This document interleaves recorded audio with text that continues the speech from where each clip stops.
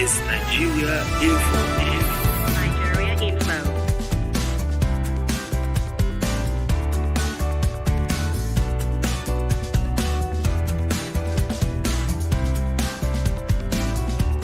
This is Nigeria Info. Hello, OTF, Madam Speaker, and I'll say yes to them all. My name is Itodo. I'm called the Deacon. I'm getting to like that title already. So yes, the Deacon works just fine. Anything else you decide to add to it? And then anytime totally I see your tweet and then you just say something motivational like Deacon. You know how I like to be positive regardless of how things are playing out. Yeah, I mean, I think it's something that everyone needs to get into. Staying positive regardless of how interesting. Because there are a lot of things happening, interesting, politically, economically, mentally, security-wise. There's a whole lot going on in Nigeria. And we'll start off with the politics of things, because Nigeria is one interesting country, I tell you. I mean, it feels like the more you look, the less you understand. But good thing we have our guest with us in the studio. So if you've joined us via YouTube and Facebook, I'm sure you can see the guest already. Yes, we're on Facebook at Nigeria Info ABJ. We're on YouTube at Nigeria Info ABJ. And would have our very knowledgeable guest with us here in the studio, Barrister Tony Idoko is right here with us. He's here to give us insight into some of the trending stories on the Roundtable today. We'll talk about that until 4:30 p.m. We'll get into more conversations and, of course, move on from that until 6. And it'll be time for the Eyewitness Report. We're here until 7 when we hand over to the Football Frenzy team. So great time on Hard Facts as always. Pretty dramatic weekend. Indeed. And you know what? I know someone who had congratulated Binani twice and she had to put down her tweet. The first time, congratulations. We now have a female governor. Took it down. The second time, too hasty. Well, it wasn't her fault. I mean, she got someone who said he had the authority to, and he announced it, only for INEC to say disregard it completely. And now she's saying it doesn't look like there's going to be a third time. I said, well, don't be too in a hurry. We need to allow INEC do their bit. But that's taking us to the story. Quite interesting what happened in Adamawa State. Yeah, so for a second time, the political intrigues and confusion trailing the governorship race in Adamawa State has defied the electoral process, regarded as one of the most essential ingredients of democracy. The governorship poll, which was declared inconclusive last month, has remained a challenge to democratic transition as INEC yesterday suspended collation of results from the supplementary governorship election held in the state on Saturday. Specifically, the electoral body declared the result of the poll null and void on grounds that the pronouncement of the candidate of the All Progressives Congress, APC, Aisha Dahiru Binani, as winner of the election by the Adamawa State REC, which is the Resident Electoral Commissioner, Ari Hudu, when the process had not been concluded, was above his powers of not being the returning officer. Now, at about 9 a.m. yesterday, Hudu threw a spanner in the works of the state supplementary governorship election when he declared Binani winner of the election. Apparently, enraged by the declaration of Binani as winner, members of the People's Democratic Party, PDP, were at the State Collation Center in Yola. They lost their cool and descended both verbally and physically on the INEC REC. Now, while results from 10 local government areas announced showed that Binani was trailing the PDP candidate, Governor Ahmadu Fintiri, before the collation exercise was suspended on Saturday night, the collation of results was for the remaining 10 councils. It was expected to commence by 11 a.m. on Sunday. But the returning officer for the Adamawa governorship election, Mele Lamido, who is empowered by law to declare the winner of the election, was absent when Yunusa Ari announced Binani as the winner of the election. Now, he had announced the night before that it was going to be announced at 11, or rather, collation would continue at 11 that morning. But 2 hours before, we saw the REC, who is now empowered by law to announce any result, coming with a paper according to reports. I mean, there was even a video before that where people were even telling him, sir, don't do this. I beg you in the name of God, don't do it. Because they already saw there was a breach of protocol. And saying that he didn't have the collated result and all of that. But he went ahead nonetheless. For some reason, really, it's an intrigue. Barrister Tony, help us understand a little bit of this. Well, thank you very much. And I hear the guy is a lawyer. He is. I don't know how true that is, but I mean, if you go on, if you check. Just type his name, you see Barrister, at Barrister, something good. Yeah, and we've been discussing it. Some say he hasn't been called to bar or whatever, but he studied law, you know. So he should know better. Yeah, of course. And so, but you see, like I say, I always say, you see, it's an extension of the impunity in the houses of assembly, rather. And I've always advocated that when you see the House of Assembly where there are maybe 24 people, 9 people will impeach a speaker. These are people who make laws. These are people who understand the laws. They have the rules of the House, but they will breach it for political purposes, and then, commit an offense. Why? How can 9 people impeach a speaker in a House of 24 members? Yeah. So clearly, what I have always said, like when it happened in Plateau, I told some of my friends in Plateau, I said, you guys should take this thing up. This is criminal. You understand? It's because nobody prosecutes them. Nobody does anything. They just get away. For us here, everything is politics. If you think maybe you have some people, some godfather, who are covering up for you and everything. Yeah. And so, but thank for this Adamawa case, wow, what a precedent. A very bad, indeed, evil precedent that this man was going to, set for us. But thank God for INEC. I really commend INEC for the very prompt action. When I saw it, I was like, what? What am I seeing? I saw breaking news that she had been declared. That was before I saw that video. But because I knew that the man was leading with about 31,000 votes. So I was wondering, how did she cover up? So just like, then I now saw on even the breaking news, I saw that, okay, what the man did and all of that. And then later I now saw the video where people were begging him and all of that. And I think that I thank God because what INEC did that Saturday, was it so Sunday? Sunday morning, right? Sunday morning. It was on Sunday. What INEC did, INEC just helped, this democracy to dodge a bullet. Because I believe that. Because if they are stood their ground, it would have been go to court after that. No, not even and that. Would have embarrassed. Not even that. This democracy could have died. That problem could have, because we don't have an idea what that problem could have precipitated in Nigeria. You understand? Because you can see that people are tense, people are tired. All these all the issues in Nigeria, from fuel scarcity, from Naira to all the election wahala, all these things have acted together to give Nigerians the Kolliwubus. Yeah. So there's just tension. People are just tired. I just say, you know what? Look, the problem from Adamawa could have ended our democracy. You never know. You never know the extent to which it could have gone. Because I think what the man did, I don't know for what, maybe they just believe that anybody can announce the result. They believe that once the result is announced, you go to court.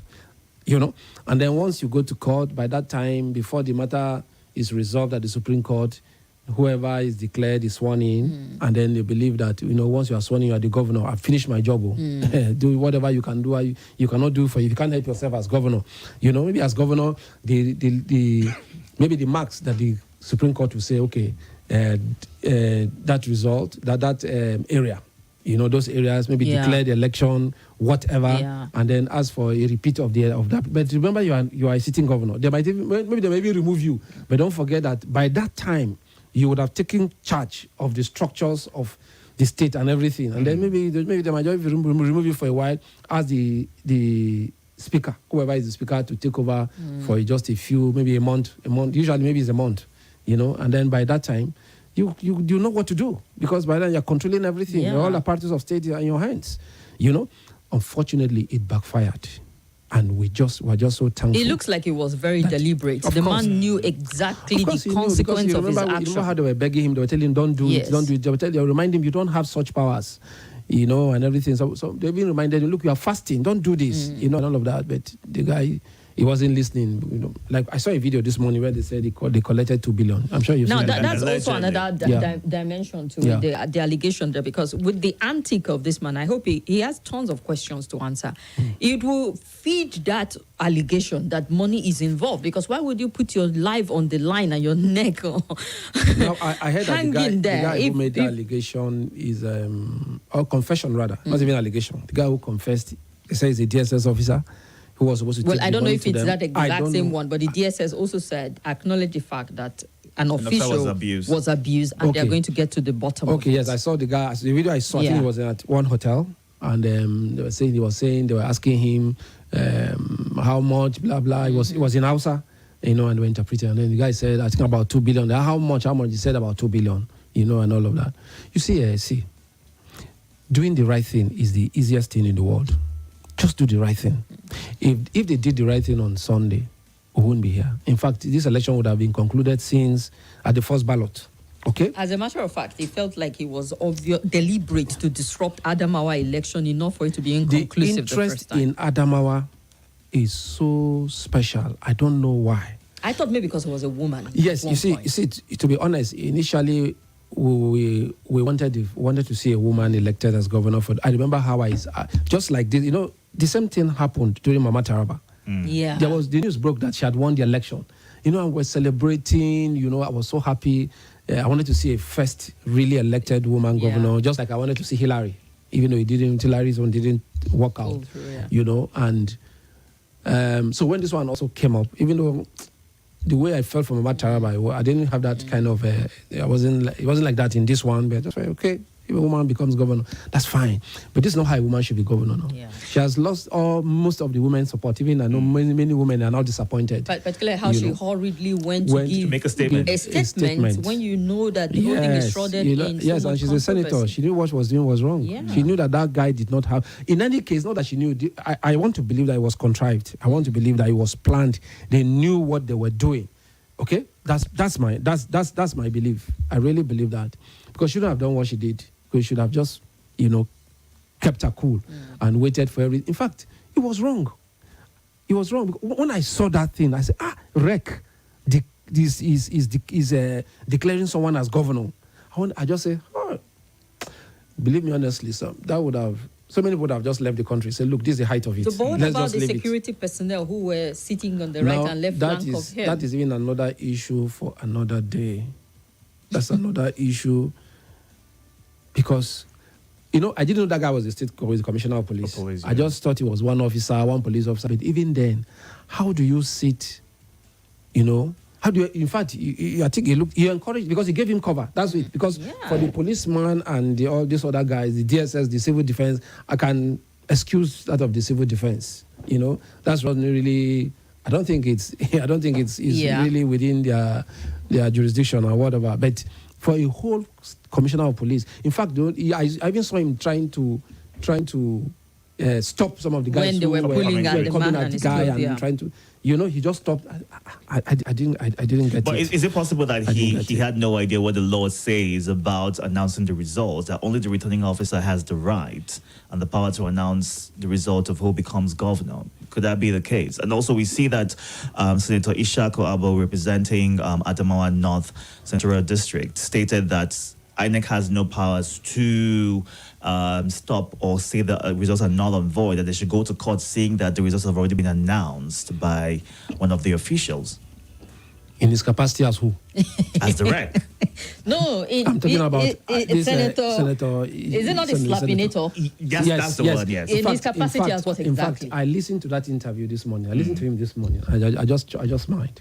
Do you know that the accusations he made against the governor, if they were true, the governor should have stopped him from even being elected. He's the senator representing the governor's constituency. You follow? And if anything, no governor wants to lose his constituency. You can see that in some states like Ebonyi. You can see Ebonyi that is naturally the stronghold of a PDP. You can see them returning APC. Yeah. You know what transpired. But in Adamawa State, it made me to think that I think that the governor actually, because if you look at even how he has conducted himself all this while, hardly saying anything. If it was maybe our governor from one of our governors from the South, you understand? You know what would have, and then you attempt this. You want a election that he has already won. You try this. You know that it is per hour will be receiving. You've been seeing messages from him, and all of that. But this governor has kept his cool. I think the only time I heard him was yesterday when he had to address the people of Adamawa State. So you see a senator from his place. Now, if it is true we'll take it up from this senator from his place after this very quick. Okay. Oh, there's still time. Go ahead. Okay, so he should have started from this same Senator Abbo. He shouldn't have allowed Abbo. He would have made sure that his own party, whoever was his candidate, was the candidate of his party, emerged as senator, and not Senator Abbo, who was in PDP and then left for APC. So saying that he was popular, that's why he won the election. It's not only popularity that wins the election in Nigeria. Okay, we know that. Now, the governor didn't allow that. I don't know which one is easier to rig. Is it the whole state or the small constituency of just a few local government areas, councils? You understand? But the man let it go. And then when I heard him this morning say, someone challenged him. I remember the other man who said, I don't blame him. He didn't go to university because he was trying to cast aspersion on some of the people who came from the university, and said the vice chancellor was once an appointee of the governor and all of that. We'll hold you here and run for that quick break.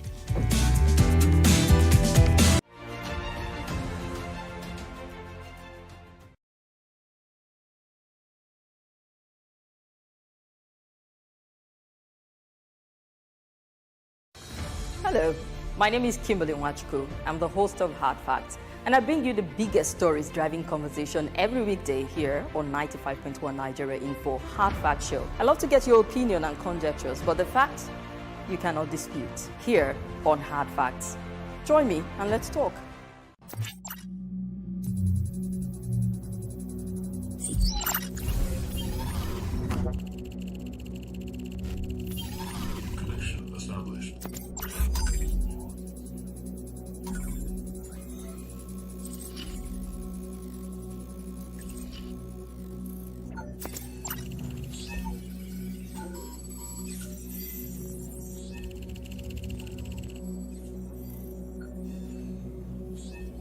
Nothing breaks the news like the news. Trust me, I can prove it.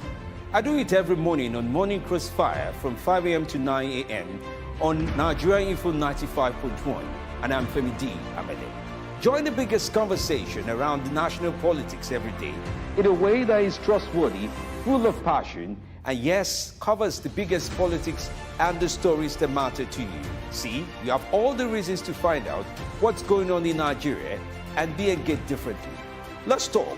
That's the way to go, even this morning.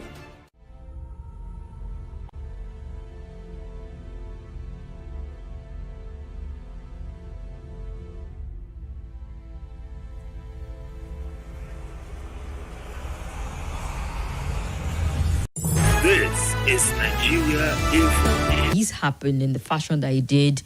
Has got a lot of people talking as to how some people can be emboldened either by money or whatever reason, motivating them to want to take certain dangerous actions, like just stepping outside the borders of your jurisdiction and your right.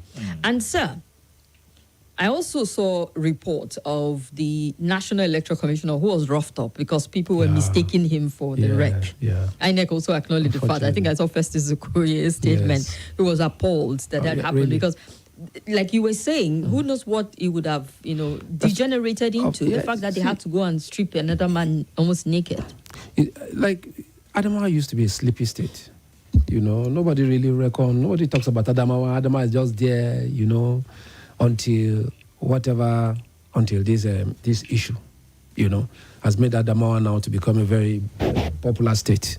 Well, it is popular because of Atuku, but not very notoriously popular. Okay, I get you. And you saw what happened to that man, an innocent man, commissioner from here, who was sent to, seeing the issues. Seeing the issues. It's okay, you know what, go there and then help to conclude this election. How they might handle the man, former two-time vice chancellor of two different universities or so, and things like that. And so it was unfortunate that man could have lost his life because of the action of somebody else, of that man, that wreck. That man is somebody's husband, maybe some people's husbands, okay, father to some people, brothers and everything. Imagine the people that would have been mourning because of the action, because somebody wanted money. Okay? And I blame INEC partially, even though I thank God that INEC acted promptly later. But INEC should have actually removed that man when they were calling saying it the first time, because they were calling for his removal. Say, remove this man. After the first conversation, the recorded one, where he was telling the man that please just try your best for that woman. And what he said was that he said that woman. He didn't mention anybody's name. Okay, they left the man, and this is what has happened. So I think that what should happen right now is the man must be prosecuted. He must. After all, they prosecuted a prof in Akwa Ibom. The man is in jail now. Okay? I think he was a returning officer who was sent to jail. Now, how much more we're talking about a wreck who ought to know? Okay? Who knew that it was off limit his duties. He was not supposed to do what he did. And they were reminding him, in case he didn't know, they reminded him, said, look, this is not your job. He now said, no. In fact, I think he made other people look like they didn't know what they were doing. Yeah. Now, you declared somebody a winner without... Where did you get the result from? He just crippled something nonsense on a piece of paper, and then he was going to read that out. You know? So he knew what he was... I heard someone say that he's at large. I don't know if that is true, but I think it's the best thing for him, because they said he should come to Abuja. He needs to be arrested, because he could have destroyed this democracy. And look, all our politicians should understand that, look, if anything happens to this, our democracy, I think they will be the greatest losers. Yes, they need to understand that. The average Nigerian doesn't care. You understand? But you know something also. Yes. There are people, critics, who have said this Adamawa is also casting another shadow of doubt over the entire election conducted. Because it gives you the impression like, who knows, one or two persons who must have been at some point found a bit more creative, not a crude fashion like this. Yeah, of course. No, to be honest, it happens in every election. In every election, some just get away with it. Okay? It's just because of the way... You know, the way this happened, it was tough, because the man was already leading with a very wide margin. If the margin was narrow, this could have been done successfully, not even with the reg. I think that the returning officer was trying to be careful, because I'm sure, because if you notice from the first recorded conversation, there's been pressure. It means that pressure has been mounting on him all this while. And maybe this person is thinking about so many things. He's thinking about his reputation. He's thinking about his age. Maybe people have been calling him, his family, his children. Say, look, please, don't soil your hands. I beg. Just come, just like the woman in Owerri. Yeah. You saw the woman just suddenly became a hero. And everything. That's an Abia state. Yes. Abia State. So, an example had been shown in Abia State, you know. So, and see how everybody's celebrating the woman all over the world. So I'm sure that maybe his children or some other people very close to him, close relatives, were telling him, please don't, just do your best, do whatever is right, you know, and all of that, and just save your name. Because we are the times we are in, it's unfortunate that people don't even care. There's no shame. There's no, people don't care about integrity. Integrity doesn't count here anymore, you know, because people do things, and if they go to court and they are raising their hands and everything. So I think we are just in God's hand. Yeah. That is where we are. And I recall that woman, she said the reason she did what she did was because she said, I'm a pastor. She said, I'm a pastor, I'm a Christian, and I'm a pastor. I think that was the main reason why she did whatever she did. No, but besides that, she wanted the right thing to be done in terms of the election. But let's have you look at IREV as well, because you would assume that with just that state, or the states that had the supplementary elections, IREV would have been effective enough, wherein while they were waiting for the results to come in, the physical copies of the results to come in, IREV would already have the results displayed, wherein they can also compare side by side and ensure that results are not manipulated before they get to the collation center. Also, while reports have it that the man was allegedly bribed with a large sum of money, is it also possible that maybe he was threatened or blackmailed and his hands were tied, wherein even though that's not a good excuse, that was his only option to get out of the bubble or the box they had put him in? But why would anyone be blackmailing him? First of all, it wasn't his duty to do that. So if there's anyone that they needed to bribe or to blackmail, it should have been the returning officer and not him. You follow? Okay. Now, can I walk into that place? Assuming I walk into that place and maybe for whatever reason, if I have my way or maybe at gunpoint or whatever, can I go and declare result and then just thinking, I want to extend Senator Abbo's logic. It's because according to him, once a result has been announced, doesn't matter who announced it. Yeah. So anyone, even the police commissioner could have announced that result and then it is announced? No. You understand? So that's why I think what he was just saying, I'm just trying, I don't want to use certain words, but just let him, I don't want to, when I heard him this morning, I just said, he's part of the problem. Now, that's a lawmaker. That's a lawmaker telling us that. Okay? So, you can imagine the kind of people that we have making laws for Nigeria. And he said he contributed to making that law. But you see politicians, he was in PDP yesterday, today's in is in APC. And tomorrow he will move to some back, maybe perhaps back to PDP, or maybe to some. If he's denied ticket in APC now, if for any reason he can't come back and he can't go back to PDP, he'll move to another place and then he will start abusing APC. So that's the kind of thing that we have been seeing, So everything is business. Even this spokesmanship, or what party, what do you call them now? Spokespersons. It's all business. You see, some of these spokespersons had been in some other places before, and they were abusing APC. There were new people who were in APC, they were abusing PDP, said all manner of things against the PDP. And new people who were in PDP, they abused the APC, and then to that the APC. And so just look at it, it's business. Femi Fani just comes to mind at this point in time. And so what we need to do is, going by the Electoral Act, Section 120, the man needs to be prosecuted. It's clear, okay? Because what he did not have the lawful authority to do what he did, okay? And so by the Electoral Act, Section 120, it says he has to go in for it. Yeah. I think it's about, 12 months imprisonment or 500,000. Yeah, so I think it's even too small for someone. I think it should not be 500,000 is something you can just pay and walk away. I think there should be no monetary just go for it. It's a good thing that the Electoral Act was amended. I'm not sure which one Senator Abbo was quoting, but this was something that also was amended to address it. Remember the time Rochas Okorocha as governor had to compel a returning officer to announce under duress. Yes. And INEC's hand was tied because they were not empowered to do anything about it. And he went to court. Very good. And somehow the court felt it was still in order. And in the amended Electoral Act, if you return someone under duress, of course, INEC has the right to redress the matter. Yeah. So that's why I'm disappointed in Senator Abbo. I don't know what he's just being emotional. Yeah. He wants to. It empowers INEC to take a certain action and say, no, this is out of line. Yeah. I knew that Senator Abbo had issues with the governor. That's why he moved. He knew that he was not going to get a return ticket. That's why he moved to APC. So he's just trying to settle scores with him. Okay? So it's not just whatever he says, just take it with a pinch of salt. It's not one of those we take seriously. Let's take some comments on YouTube and Facebook right now before we move on to the next set of stories. Ebere Joseph Annie Ministry says, good afternoon. Nigeria is just a movie. I'm waiting for part 2 of the elections.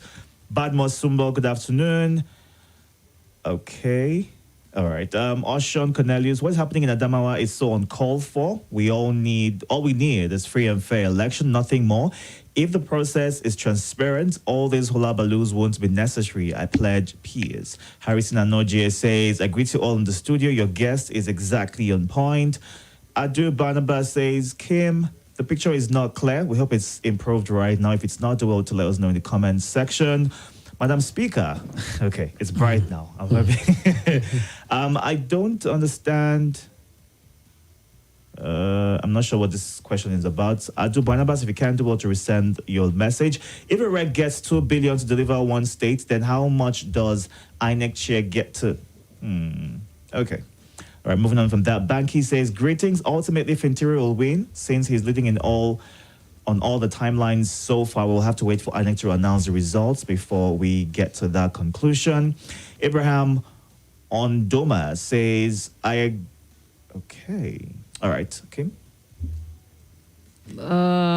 Abraham Ondoma, I agree with you that they are G3 because they think Fintiri is close to victory. All right. INEC will let us know. And Harem Tekula, it happened in Adamawa because INEC chairman himself refused to follow the guideline by not uploading the results to IREC during the presidential election. Okay. It's still going back to the presidential. It happened. Do you have your Facebook up? Yes, I do. Also, Francis Namani watching live from Mangunze in Enugu State. Good afternoon, Kimberly. And Itodo, keep up the good work. Clems, good afternoon. How are you doing today? The Lord is your strength. Greetings to you. Good afternoon, Kim and Itodo from Fidelis Atume. Enjoying your show. No comments for now. All right. Fidelis, thanks for your thoughts right there. Let's see what you are saying. But you can take the rest of the Facebook. All right. While you're looking out for the WhatsApp, let's get to the next story. Aviation workers on Monday blocked access road to both the international and domestic wing of the Murtala Mohammed Airport in Lagos in protest of poor working condition and entitlement. The situation led to serious gridlock along Airport Road in the Ikeja axis of Lagos, with the entrance of the Murtala Mohammed Airport Terminal being mostly affected. An airport official told the Cable that while entry roads have been blocked, airline flight operators are still going on. Operations are going on as scheduled. Airports are not closed. Flights are boarding as scheduled, the source said, and passengers are not prevented from coming in and out. Only access roads was blocked against vehicular movement. Last week, Aviation Union announced plan to embark on a warning strike over the failure of the federal government to meet their demand, minimum wage, and other sundry issues. The union involved are the National Union of Air Transport Employees, Air Transport Services Senior Staff Association of Nigeria, and the Association of Nigerian Aviation Professionals. Others are the National Association of Aircraft Pilots and Engineers and the Amalgamated Union of Public Corporation Civil Service, Technical and Recreation Services Employees. Specifically, the workers are demanding the approval and implementation of the agreement condition of service as agreed between them and the Salaries, Income and Wages Commission and the Office of the Head of Service of the Federation. They also talked about non-implementation of minimum wage, consequential adjustment, arrears for the Nigerian Meteorological Agency since 2019, planned demolition exercise of all the agency building in Lagos by the Minister of Aviation for an airport project. And they said it's high time the government adhered to their demand. It must have been frustrating for travelers. I mean, you have your box and all of that, and then you have to start walking long distance to get in. I wonder how many people miss their flight in the whole chaos there. Yes. But yeah, it's also down to union negotiation and pay and welfare. In Nigeria, it needs to get to a strike to even get some attention. It feels like it. Yeah. So I think that... like you said, it must have been rather tough or so for travelers. Yeah. But I think it's perhaps even tougher for the workers. I think there are about 5 of the different. So imagine all of them, including even pilots. Well, I just hope that something is done quickly. As far as I'm sure there are people that don't care about this. They just say, is it not people who are flying? Not people who have money that fly. It's an elitist transportation system, so that's their business. But it's the gateway into our country, and we cannot afford to have that place shut down, because right now it's difficult. We're just managing to travel by road. Traveling by train has become almost impossible. I don't know if the Kaduna Abuja has resumed. Then it is, but I think it's so skeletal. That one isn't sure of the schedule. Then there's the other one, Itakwe. I don't know if that one has also risen. The one from Itakwe to Delta. To Warri. Okay, is it Warri? Itakwe to Kogi. Yeah, from Kogi to Delta, somewhere in Delta. I don't know if that one, and then if we now have this, that means we have virtually shut down the whole the economy, and I think that you cannot have an agreement with people. Why do we find it so difficult to implement agreements? What you cannot do, if it's impossible. If there's anything that's impossible, you let the people know. That's why you come, you sit down on the table, you open the books, let everybody see what is exactly. But at the time, unions don't listen to the fact that it's impossible. I remember during the negotiation with ASU, the minister was trying to say, I'm twisting us, but we don't have these resources for this. But nobody wanted to listen. So half the time, you just expect to be able to deliver on it. Well, now, listen, the ASU are very intelligent people. When you say you don't have the resources, they know. They know if you don't have resources. You understand? We can't have a situation where one person. I recall that one of the issues they raised the issue of one Accountant General of Federation, making away with over 100 billion, and you say you don't have just one person. But is it really true that we don't have the money? That's the thing. Is it really true that we don't have the money? We know there's money everywhere. It's not true that we don't have the money. Well, there's money. Okay. It's just that the monies are they're not meant for governance. They're just meant for some other purpose. So that's the reason. As we always, Okay, look at we've been thank God for some time now we've had some respite. We're on queues for almost 3 months, almost 5 months. Fuel queues. Well, the FCT longer than that. Yeah. But Thank God. And then they were telling us about subsidy and non-subsidy and all of that. The Controller General of Customs went to the National Assembly and said it's a lie. That what they are claiming to pay as subsidy cannot be true, that we don't consume that much. Nobody said anything.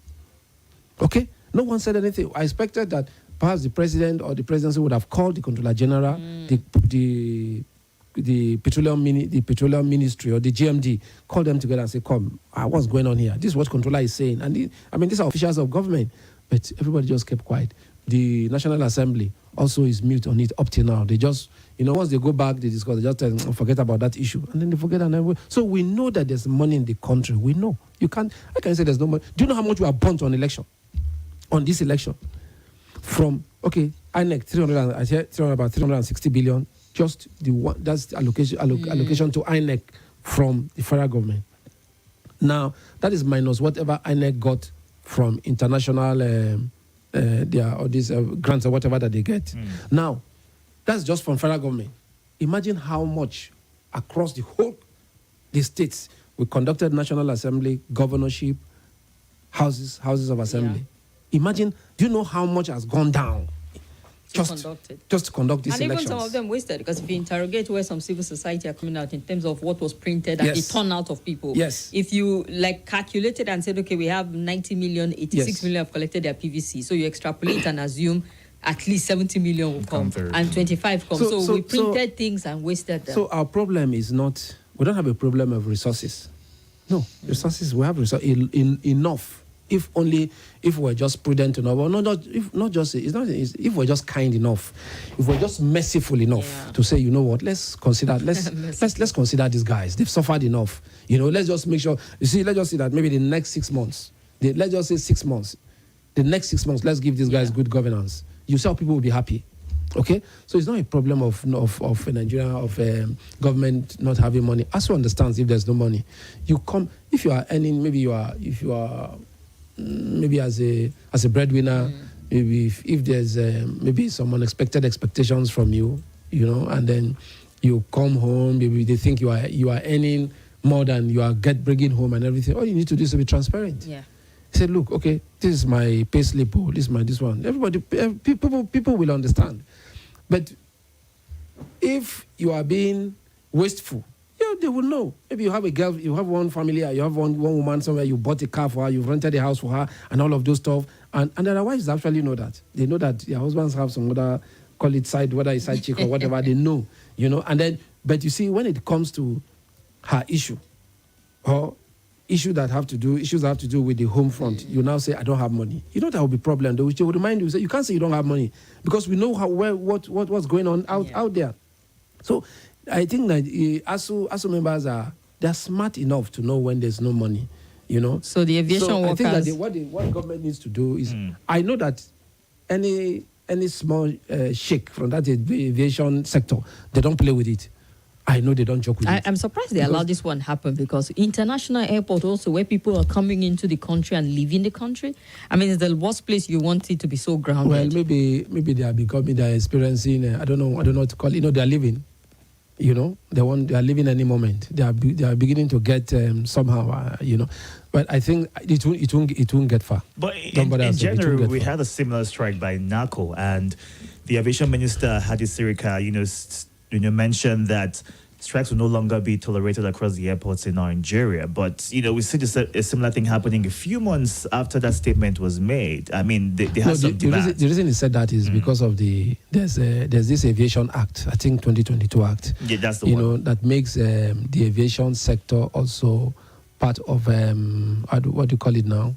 This what's that term now? But these people they're not employees from going on strike. They're not supposed to go on strike. Yes. By virtue of there are people that cannot go, they cannot strike in Nigeria. Like the military, the police, essential service. Yes, essential service. So they were added into the essential service list and all of that. So he thinks that because of that's why they think that this strike is illegal. They should not even contemplate it, because you are now part of essential service officials in Nigeria. But essential service is not what the people are not going to. That's not what. Look, they have responsibilities. You know how the burden is increasing, but no salary. No, I don't know about 95.1. I don't know what's going on here, but I know that particularly in the government sectors, in the public sectors, salary is not increasing anywhere. And so they have those issues. They need to pay school fees. Schools are not. They're not thinking. They're increasing fees. Yeah. They're increasing fees. I went to a school. It was last year, and they told me that they increased their school fees by 500,000 naira. Yes, That was how much. You understand? So I thought it was only rents that were increasing. Everything else is going up. You know, my son had a friend in his class who left for that school. So he was just telling me that I want to go to that school. I said, okay. So when I just, okay, let me even go and find out what's going on there. So I went there. I saw this face. I had an idea of what they used to pay there before.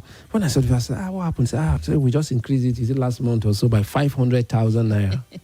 So I just said, okay. I said to the guys, okay. I said, so why don't we take your number? I said, no, you don't need to take my number, don't worry. I said, don't worry, just give me your paper and I'll go think about it. You understand? So, and I was wondering, why are you increasing? Why? And then apart from that, all schools generally in FCT, they increased fees, minimum 50,000. Minimum 50, you know? So schools that used to pay like 200, they now pay 250, 300, now pay 350.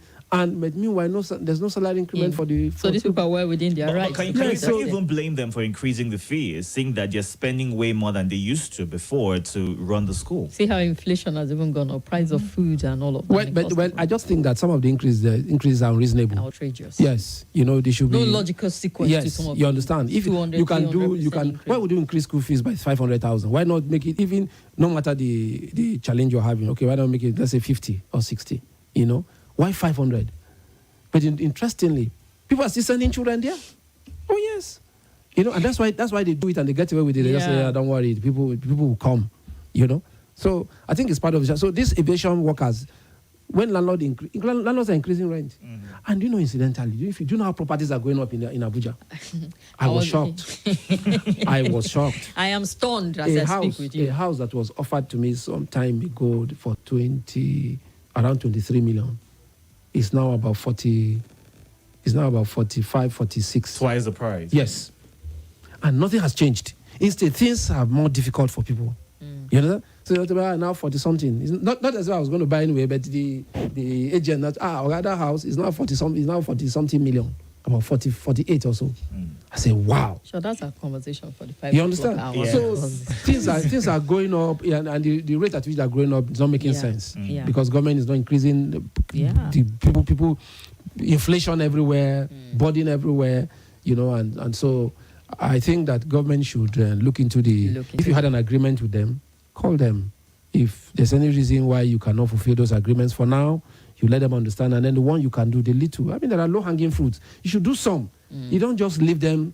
I think that Nigerian workers are not very difficult people. Nigerians generally are not difficult. They just want small. That's why if one person, one government official comes to your place and makes one useless street, people will still be clapping. They'll be happy, even though the street is not even a good one. At least there's something.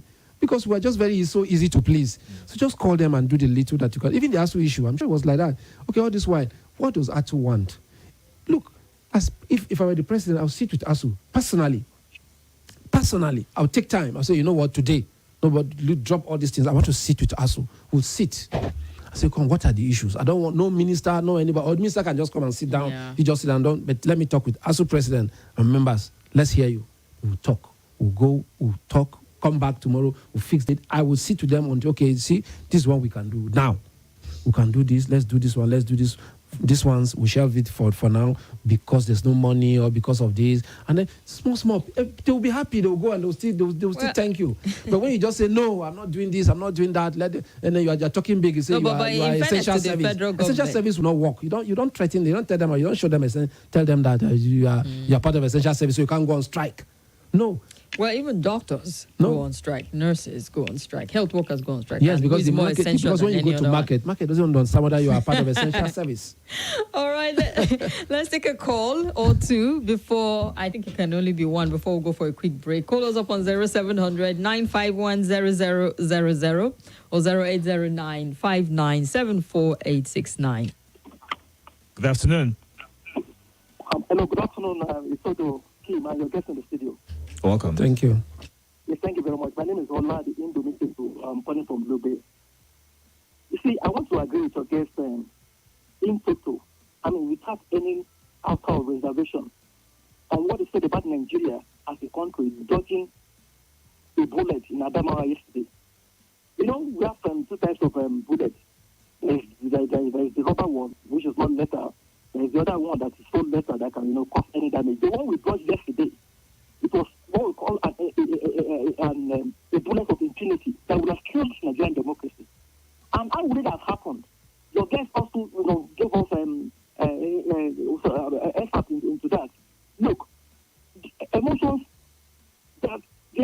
high in the country.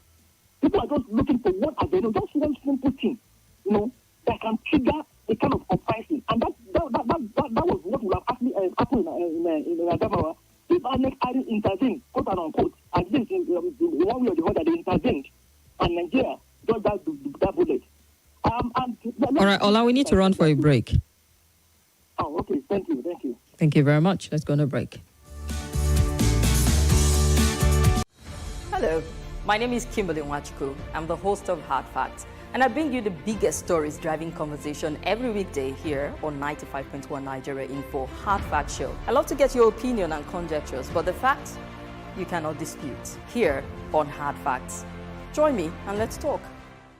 This is Nigeria Info.